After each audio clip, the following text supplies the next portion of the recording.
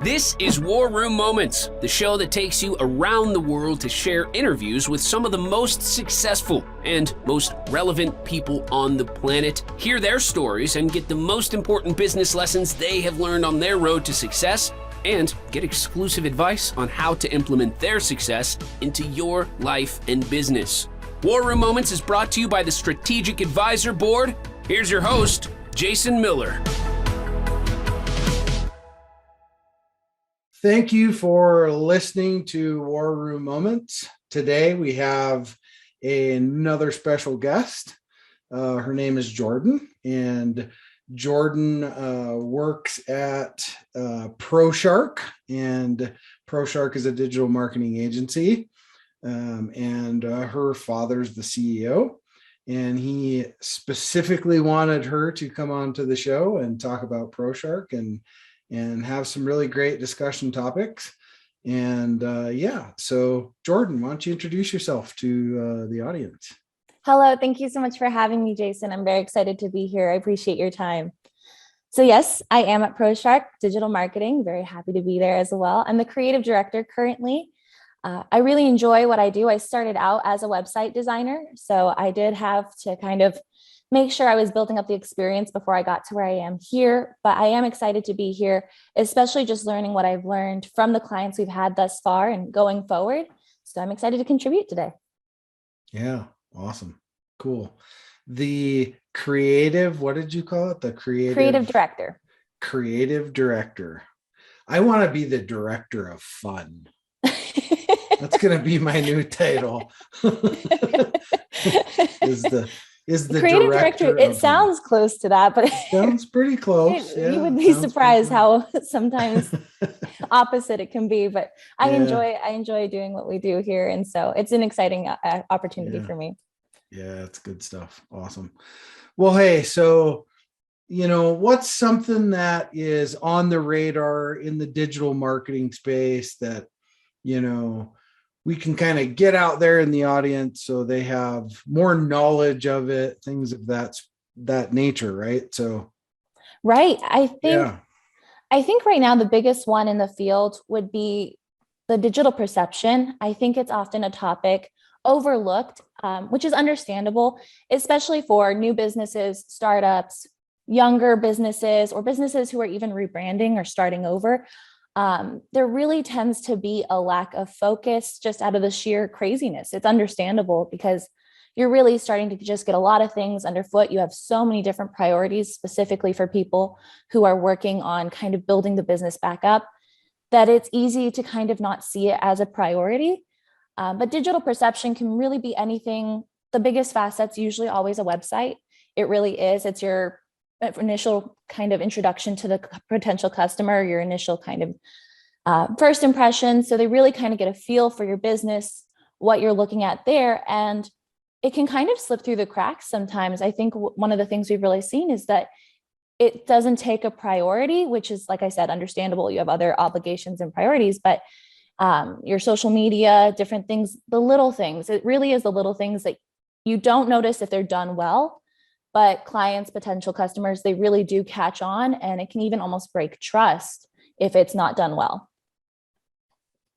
Yeah, I mean, I can totally see that because a poorly done present, people may view that as probably poor results that you can get for people, right? So it really is. I mean, anything from low quality images to mismatching text to maybe low focus on design quality. You really see a lot of things where potential customers see that as a warning sign, and it does break trust with that. And then you also then go, it's more important, not just because they're functional, but also because they really are design aspects that say we pride ourselves on how we look. We pride ourselves then how we do business is what the client hears.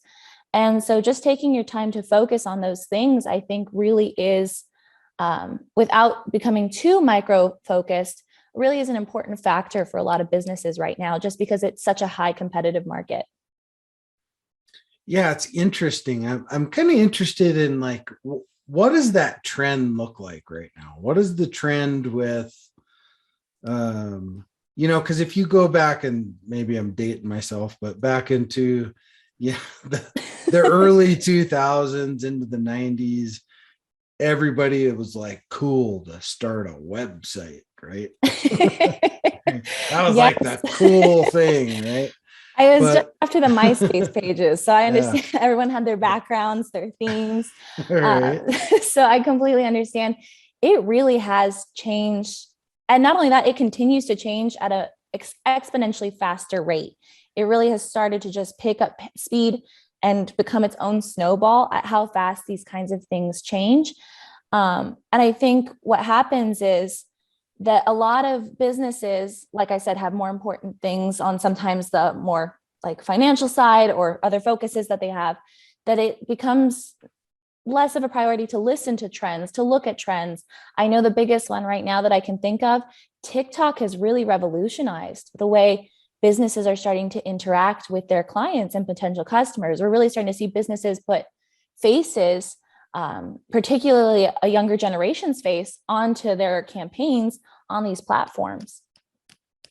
That's interesting because I personally don't hardly know anything about social media. not really. I don't mess with social media. We have people that do the social media stuff, right? Right. So, but how important has all this integration of all these things became? How important is integrating all this stuff together and doing it right? And what does right look like? What is all that? Because there's a million different opinions on, well, you should be on Facebook. No, old people are on Facebook. Don't that's for your parents. You don't go on Facebook, right? but they're all still platforms that people are using. So how do you take all that stuff and like compress it and use it all together to its maximum potential? You are perfect for that question, because this is the stuff that, us old dogs are like, well, Jesus, where's the light switch? Good right? Somebody called me the other day. He was a young business owner, and he said, oh yeah, it'd be nice if you, what's the word he used? He used the word, elderly business owners could help us out. And I was like, I'm not real sure if I should take that as a compliment or not. Can we use the word sage, perhaps? Wise, seasoned. Yeah, there you go. know, elderly though, man, that's painful a little bit. But anyway, it's how do we take all this stuff and compress it to use it in the right way, Well, I'm honored too. And the best insight I can really hopefully add to this is genuinely, which is going to sound not helpful at first, but I promise I'll walk it out. Genuinely just to focus on what is custom to your business. Every business is different. Every business plan is different. Product, service, clientele. It really is a variety out there. The key isn't so much as getting on everything as it once was, especially when Facebook, Instagram, these things came out. It was really who's on the most.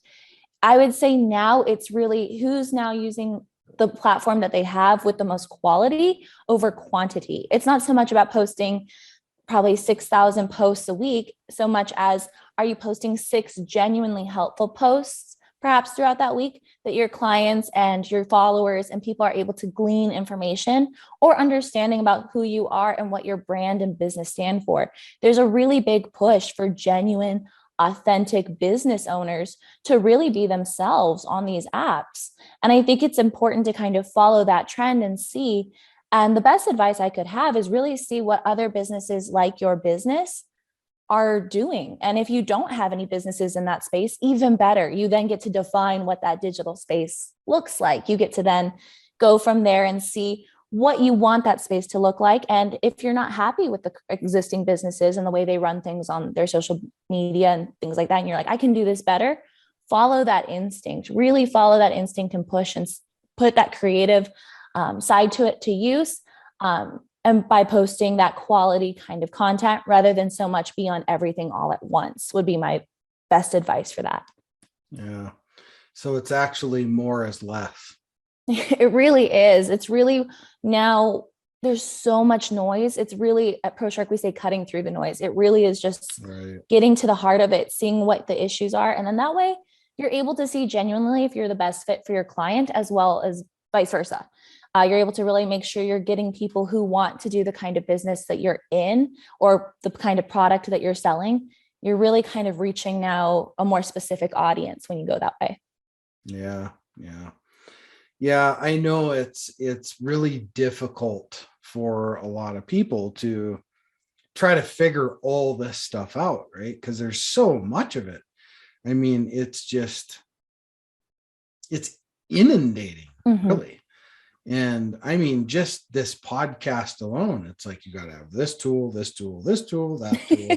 It's just like, okay, I'm just going to shoot the videos and somebody else can do the rest. Perfect. Right. So, because it's too much stuff. But now I look at my youngest daughter, she's 3 and a half. Good age. And yeah, but hell, I didn't know we didn't have iPhones. My mom's like, go outside, see you at dinner, right? That's it. And now she's 3 years old and she's just on that iPhone, just knocking it out, right? Right. And it's just like, wow. It is. I mean, it's a different pace. These generations below me are going to be way smarter than we are, no doubt about it. And it's because of all of the technology and all the things and all the stuff, right? Right. The part I worry and wonder about is when I see, I was in the airport here, I don't know, a couple months ago, and it was a cheerleading squad, right? And they were all sitting across from each other, texting each other back and forth instead of like talking to each other. You never know. Someone might not be able to hear one thing. And they were texting each other back and forth, and I couldn't even help myself. I walked up and I was like, are you guys texting each other? Talk. Have a conversation. That still works. It's terrifying nowadays. But you got to wonder, like, technology, it's great, but what's the opposite spectrum of it sometimes? Right. So. It really is. And linking that kind of gap, I really would say it's like learning a whole new language. Being caught somewhere right in the middle of both generations, it really has become learning different. It's kind of like visiting a different country. You want to learn not just the words, but what are the mannerisms, what are the values, what are the cultural maybe differences that you don't have over here. And you want to see how you can link that, because you just have such a great divide right now for audiences on what they're looking for and what's effective. We really are still kind of phasing out what's effective for one versus the other. Yeah, right. Yeah, for sure. It's a juggling act, for sure. It really is. And that kind of brings us to the next part of this is, what do you think the struggle with technology is with, in the generational pool, right? What do you see as being like some of the challenges? I mean, even in your own generation. Right. Because I would assume you're in the millennial group, right? I'm right on the zillennial side, is what I've heard. I'm right, just right in the center. I don't belong anywhere. I'm a nomad. You're a zillennial. Is that a whole new one? They had to come up with a term for us nomads, just right in the center. Not to be a millennial there, but I'm not young enough to be on that Gen Z. So right somewhere in that center ground. What's funny is, so my wife, she's in the same thing, and they call her an what was the word? No, it was the same thing. She's an elderly millennial. Because it's like right on that crossing borderline of Gen X. I'm a Gen X latchkey kid. And so she's right on that cusp of that. And it's just interesting because, I mean, there's this small gap between those, right? Right. But like even her, she comes down and she's on my computer and she updates it. I don't know how to do any of that crap, right? And she's like, "Oh my God, you're worse than my mom." And it's just but looking at technology, and what do you see as the biggest struggle with all this technology that we have today in today's time? I would say really for businesses, solely focusing on businesses trying to communicate, it's really sometimes missing what platform your audience is on. It really is kind of taking the time to note and analyze where your desired audience is, because you could have someone who is Gen X who's up there, or we'll say wise or sage millennials who are really trying to reach down to Gen Z and have great ideas and great products and services for that generation, but they're advertising over in one place. We'll say Facebook, because I know that's the more prominently associated one. Right. And most of us are over here on Instagram or TikTok, other aspects like that. Even Snapchat, I know, has some aspects of advertising here and there. So it is just really kind of seeing where your audience is and where your product fits in that market. But I do worry too that we will lose some of that, forgive me if it sounds old fashioned, but that one-on-one, that personal business structure, that really is someone coming in and saying, "I'd like to do business with you," shake the hand and you kind of move on, is definitely a risk that we run with how digitized everything has become. It's a free-for-all on the digital space. And yet we're really losing, like you said, we're always on our phones. We're always usually attached to a screen. We're losing some of that ability. And I think now it's cherished with Gen Z specifically, and the Zillennial side. We're trying to revive some of it, but we get a lot of that now through a makeshift, I would kind of say, supplement in things like TikTok, where it's instant video, where you're seeing someone react with you. So it's definitely shifting, and it's a constantly shifting issue, but really just knowing where your audience is and where you want to go with that would be a big part of conquering that from at least one side to the other. Yeah. Well, it's interesting because this is a unique opportunity for me to ask some very pinpointed questions, right? Because right. There is that, like my oldest daughter's 27.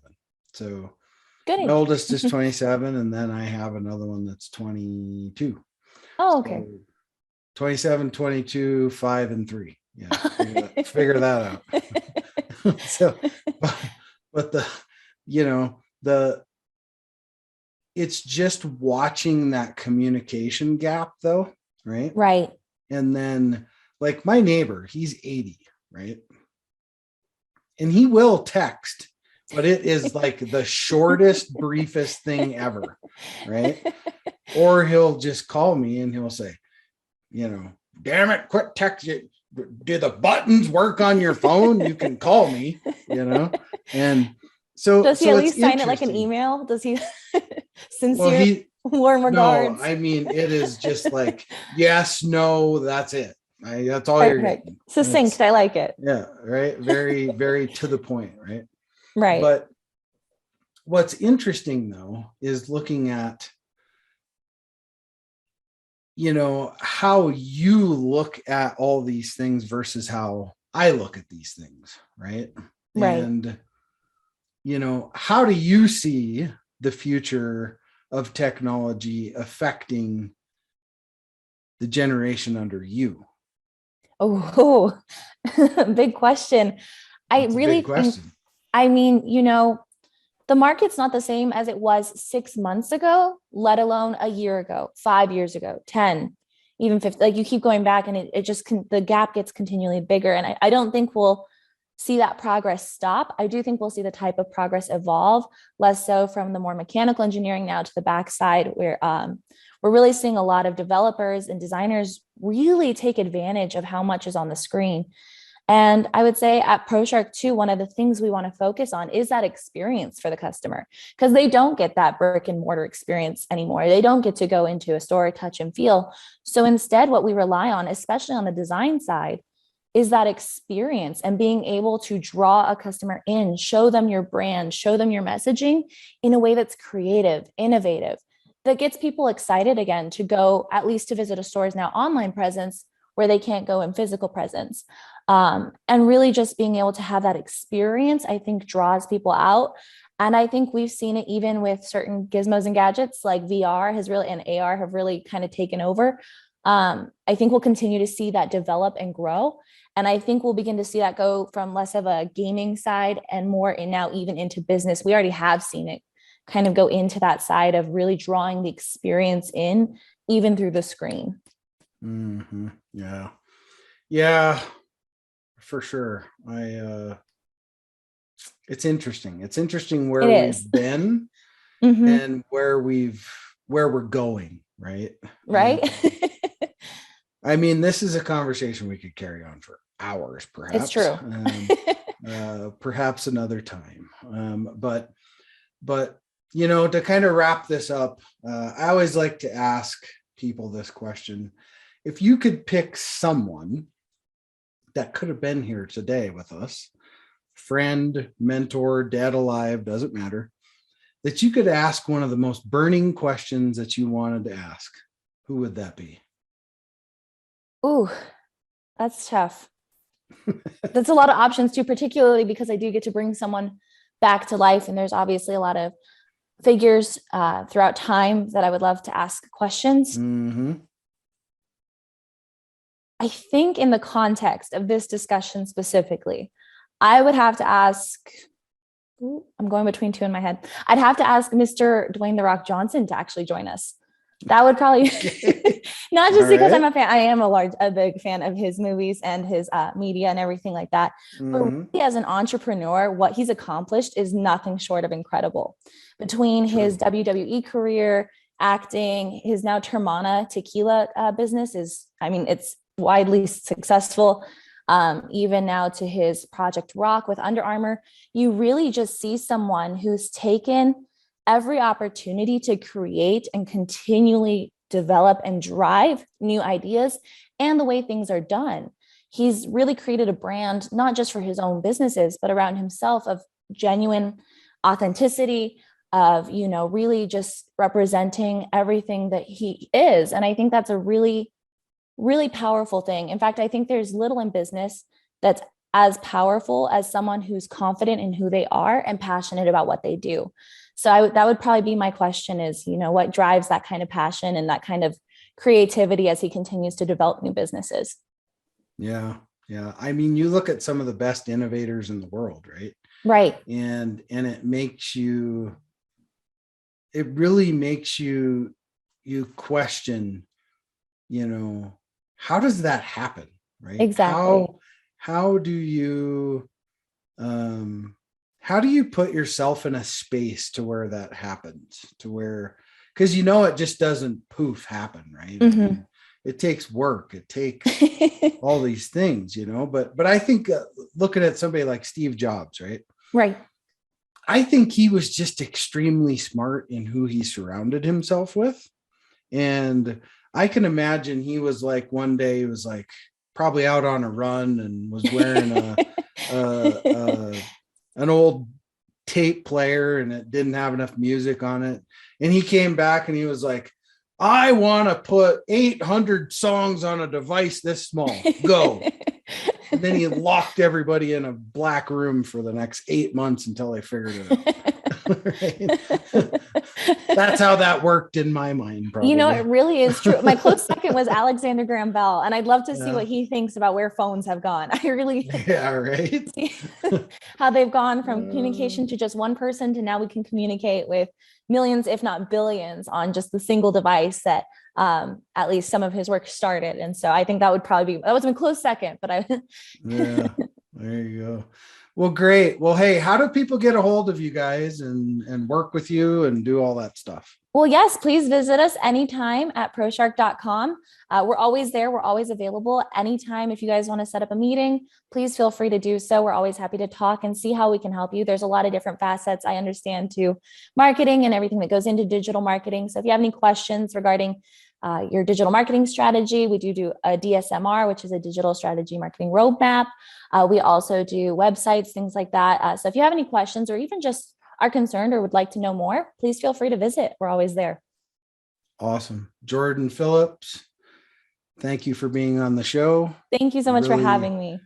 Appreciate you being here, and I wish you all the best. Thank you. You as well. All right, great. Well, hey, thank you for tuning into this episode of War Room Moments. This is Jason Miller, your host. Remember, always dream it, believe it, and achieve it. It's Jason Miller signing off.